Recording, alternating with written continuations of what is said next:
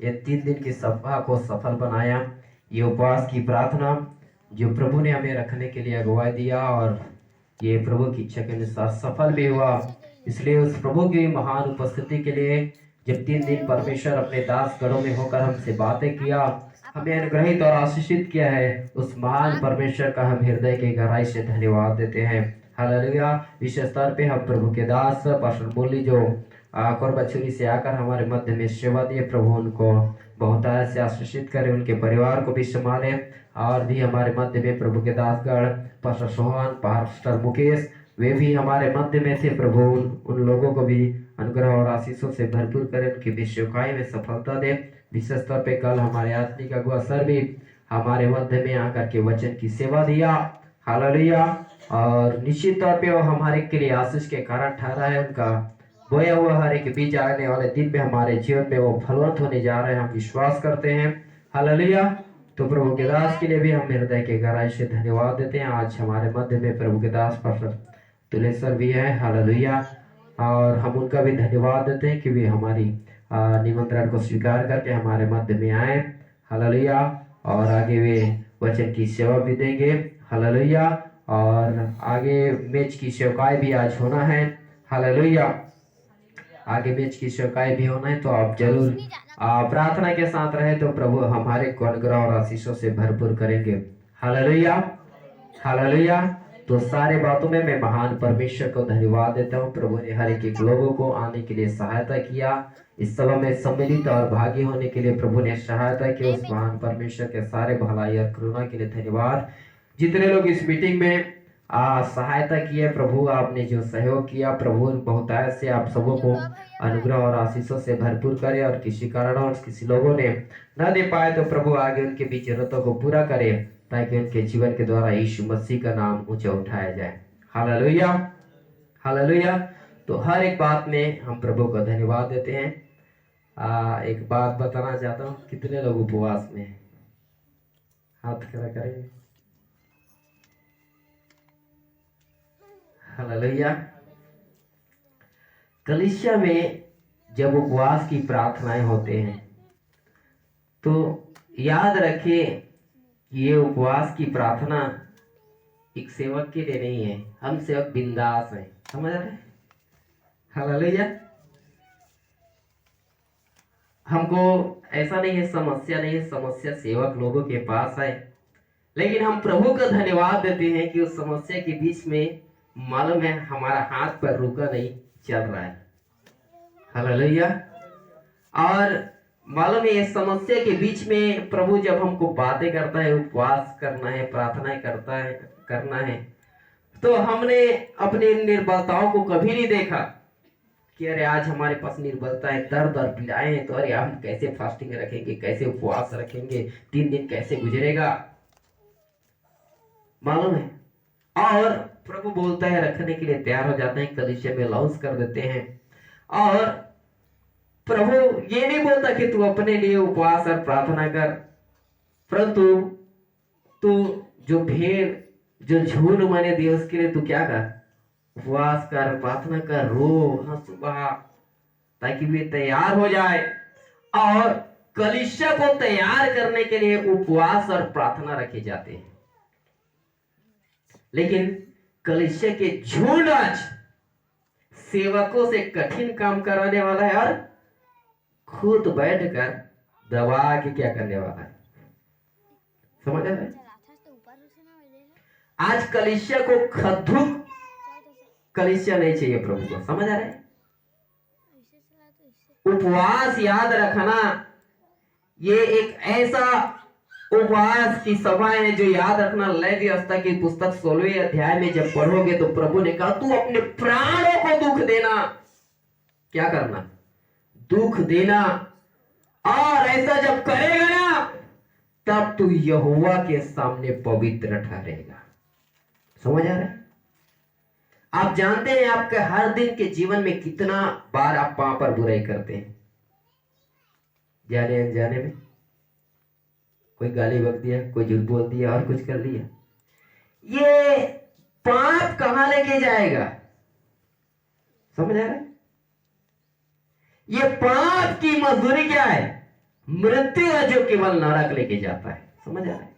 लेकिन जो उपवास और प्रार्थना करते हैं ना, तो उपवास की दशा में हालेलुया हमारी शरीर निर्बल हो जाते हैं, लेकिन हमारी आत्मिक जीवन, हमारी आत्मा बलवंत हो जाता है। और जब हमारे आत्मा बलवंत हो जाता है तो गलाती की पत्री में लिखा है, जो आत्मा के चलाए चलते हैं वो शरीर की लालसा किसी रीति से क्या नहीं करता, पूरा नहीं करता।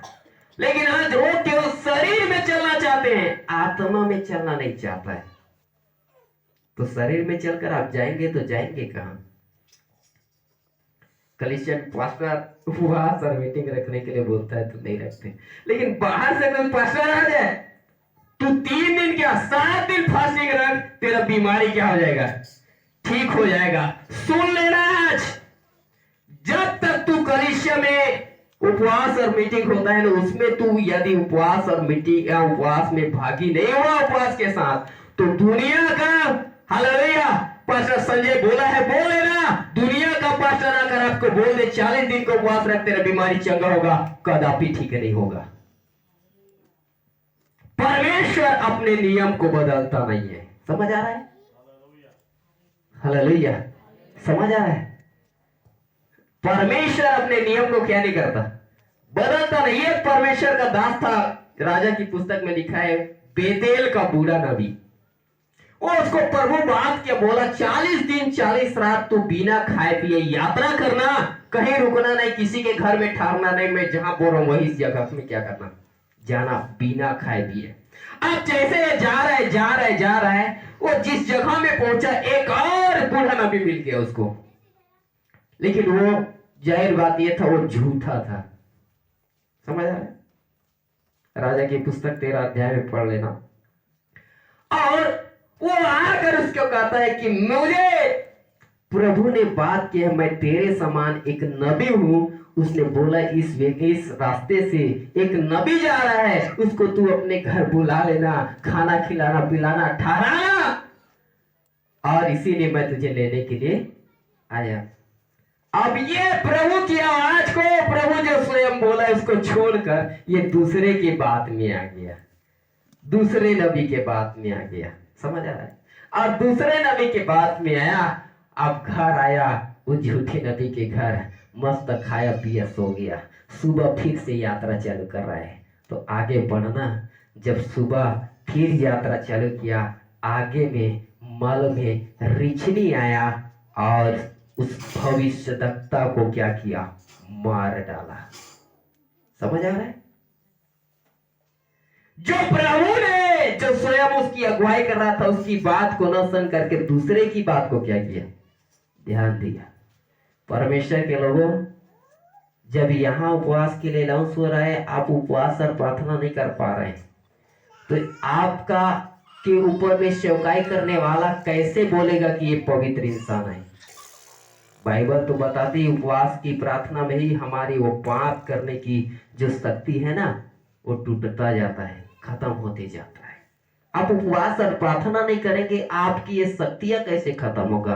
पाप तो आपके जीवन में राज्य करता रहेगा, और जब पाप राज्य करता रहेगा, प्रभु प्रार्थना नहीं सुनेगा, पाप राज्य करता रहेगा, आप स्वर्ग जाएंगे नहीं। तो आपका उपवास, आप मालूम है इधर प्रार्थना करने का मतलब ही क्या है?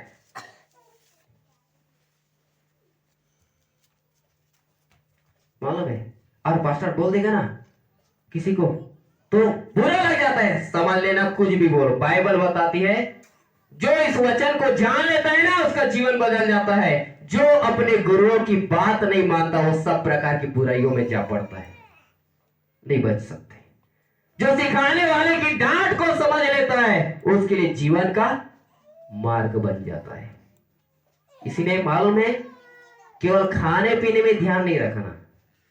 कलीसिया में 3 महीने 4 महीने 5 महीने में फास्टिंग दे रही है, लगभग 3 साल बाद हो रहा है ऐसा, फिर भी लोगों को फास्टिंग रखने के लिए क्या नहीं, समय नहीं है। फास्टिंग होना चाहिए। दूसरा, ऐसा मीटिंग होने के लिए ना महीनों भर पहले से अनाउंस करते हैं कि फलाना दिन क्या होगा, मीटिंग होगा। अगले बार कोई मेरे पास समस्या लेकर नहीं आना, मीटिंग है बोल दिया, मेरे को पास ऐसा काम आ गया, वो काम आ गया, तू अपना काम जानना भैया। समझ आ रहा है? महीना भर पहले से तेरे लिए अनाउंस हुआ है कि फास्टिंग मीटिंग होगा चर्च में, और मेरे लिए नहीं, तुम्हारे लिए है वो। तो तुमको पहले से तैयारी होना चाहिए कि मेरे को उपवास और प्रार्थना में बैठना है, बाकी दुनिया जाने। और इधर आकर समस्या नहीं बताना। मैं आपको बोलूं, मैं आपके धन का लालची नहीं हूं। इस मीटिंग में कुछ पैसे आए हैं, लेकिन 15,000 तक अभी 3 दिन में अभी खत्म हो गया है। समझ आएगा? लिस्ट बताऊंगा, मेरा डायरी में लिखा हुआ है, कभी आप बाद में देख लेना। इधर पूरा लिखा हुआ है A to Z कितना खर्चा हुआ है। हम आपके पैसे का लालच नहीं है, और प्रभु को आपको पैसे से प्यार नहीं है। प्रभु आपके जीवन बचाना चाहता है। प्रभु आपसे प्रेम करता है। आप पैसे मत दो, समझ आ रहे हैं? लेकिन तुम प्रभु की उपस्थिति में सही रहो, तुम उपवास और प्रार्थना करो। हम तुम्हारे पैसे का भूख नहीं है। आप हमको दे या ना दो, हम जिस परमेश्वर की सेवा करते हो हमको चलाएगा। समझ आ रहा है? आप दोगे तो भी सेवा करेंगे, नहीं दोगे तो भी सेवा करेंगे। समझ आ रहा है? आप जब यहाँ आराधना करने के लिए नहीं आते, उसके पहले प्रभु ने हमको सेवा के लिए ठहराया, उसके पहले से सेवा करते आ रहे हैं। हालेलुया। और परमेश्वर आगे भी हमारी जरूरतों को पूरा करेगा। लेकिन परमेश्वर के बेटे और बेटियां, तू जान ले, प्रभु तेरे जीवन से प्यार करता है। तुझे सेवक बोल रहा है, वो इसलिए नहीं बोल रहा है कि तू नाश हो जा, इसलिए बोल रहा है कि तू जीवन पाए, तेरा जीवन नाश होने से बच जाए। तू प्रभु की उपस्थिति में अच्छा से बने रहे। तेरे जीवन का रखवाला यदि तेरे साथ नहीं बना रहेगा तो जिंदगी में क्या करेगा? इसलिए परमेश्वर के लोगों, कलीसिया कभी ठोकर ना खाए, कभी कलीसिया समस्या में मत पड़ जाए। इसलिए परमेश्वर उपवास और प्रार्थना करने के लिए अगुवाई देता है और कलीसिया में रखते हैं। हम जानते हैं हर दिन के आपकी जरूरत क्या है, मालूम है? आपके खाने पीने के लिए भी आपके पास पैसे है कि नहीं है, उसको हम जानते हैं। सेवक में तो मालूम है हमको, हमारी भेड़ों का भली भांति हम हाल जानते हैं। लेकिन मालूम है, उससे बढ़कर हमको मालूम है कि उनका जान कहां जा रहा है। उनका जान के पीछे शत्रु ने कैसा षड्यंत्र रचा है, उसको बचाने के लिए उपवास और मीटिंग रखा जाता है। और आज कलीसिया में लोग भागी नहीं होता। बुरा लगे तो धन्यवाद, हालेलुया, समझ लेना, लेकिन ये वास्तविक है। यदि आज इस बातों के लिए आप अपने जीवन में अमल नहीं करेंगे ना, याद रखना, आज का दिन याद रख लेना, परमेश्वर को किसी भविष्यद्वक्ता का जरूरत नहीं। बाइबल में लिखा है परमेश्वर अपने दासों के वचन को पूरा करने वाला परमेश्वर है। यदि आज आप अपने आप को उपवास और प्रार्थना के लिए और सेवक जो बोलता है उसे करने के लिए तैयार नहीं है, जिंदगी में आप अपने दरिद्रता से नहीं उठ पाएंगे, जिंदगी में नहीं उठ पाएंगे, याद रखना। इसलिए प्रभु की उपस्थिति में हमारा जीवन सही होना चाहिए। हालेलुया। और प्रभु हमसे यही चाहता है। हालेलुया। प्रभु अपनी जरूरतों को कहीं ना कहीं रीति से क्या कर लेता है, वो पूरा कर लेता है। लेकिन परमेश्वर के लोगों, जब एक व्यक्ति संसार में भटक जाता है ना, उनको जरूरी नहीं कहीं कहीं रीति से बचा ले। हालेलुया। प्रभु के दास पास्टर मुरली भी आए थे तो बता रहा था, यदि हम संसार में मन लगाकर भाग जाएं तो कौन बचाएगा हमको? हम प्रभु से दूर चले जाएंगे। आज प्रभु का आत्मा है तो हमारा साथ दे रहे हैं। यदि आज हम प्रार्थना आराधना में नहीं रहेंगे, प्रभु की उपस्थिति में नहीं रहेंगे, प्रार्थना वो आत्मा काम ही नहीं करेगा, कौन बचाएगा आपको? क्योंकि इब्रानी के पत्र स्पष्ट रीति से लिखा है, जिन्होंने एक बार क्या पा लिया? ज्योति पा लिया, आत्मा में भागी हो गया, सौभागी हो गया, स्वर्गीय वरदान का स्वाद चख लिए। यदि वो एक बार क्या हो जाए, विश्वास से भटक जाए, दोबारा मन फिराना क्या है, नहीं बचा सकता फिर कोई आपको। पौलुस भी बोलता है, ऐसा जो समझता नहीं है ना, उसको मैंने शैतान के हाथ में छोड़ दिया। परमेश्वर के लोगों, अब अपने जीवन को तैयार करो। केवल कलीसिया में फास्टिंग पे रहो तो इतना ही नहीं, अपने घर में भी रखो। यदि आप 3 दिन भूखे नहीं रह सकते, आपका इच्छा होगा प्रभु की सेवा करना है, आपको कहीं प्रभु भेज ही दिया, अभी तो 3 दिन रहा नहीं जा रहा है, उधर प्रभु महीने महीने भर रखेगा। समझ आ रहा है? हाँ? अभी तो पीने के लिए चाय मिल जाता है, कहीं भेज दिया तो उधर तो चाय भी नहीं है। समझ आ रहा है? और इच्छा बहुत बड़ा है। प्रभु इच्छाओं को पूरा करता है, लेकिन उस इच्छाओं को पूरा करने के लिए हमारे जीवन का निर्णय जरूरी है। हम प्रभु के साथ कैसा जीवन जीना चाहते हैं, उसका निर्णय हमको खुद लेना है।